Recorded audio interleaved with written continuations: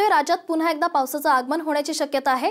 राज्यातल्या पूर्व भागातील हवामान अस्थिर होणार असल्यामुळे 24 ते 26 जानेवारी दरम्यान वादळी पाऊस पडण्याची शक्यता आहे। गडचिरोली, चंद्रपूर, गोंदिया, भंडारा, नागपूर, वर्धा, यवतमाळ आणि अमरावती जिल्ह्यातील बऱ्याच भागात मेघगर्जनेसह पावसाची शक्यता आहे। तसंच काही भागात गारपिटीचाही अंदाज वर्तवण्यात आलेला आहे।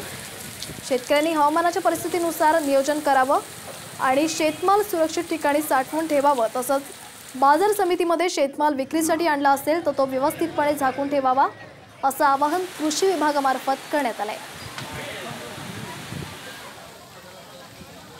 वादळी पावसाच्या पार्श्वभूमीवर शेतकऱ्यांनी नेमकी काय आणि कशी काळजी घ्यावी ते पाहूयात। हवामानाच्या स्थितीनुसार नियोजन करा। शेतमाल सुरक्षित ठिकाणी साठवून ठेवा।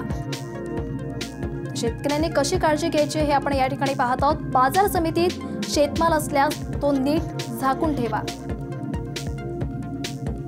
वादळी पावसाच्या स्थितीत सुरक्षित ठिकाणी आश्रय घ्या।